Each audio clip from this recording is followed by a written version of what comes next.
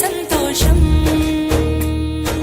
చైత్రమాస శుక్లాపక్షం ఉత్తర భాద్రా నక్షత్రం ఉగాది తెచ్చెను గుండెకు ఆనందం.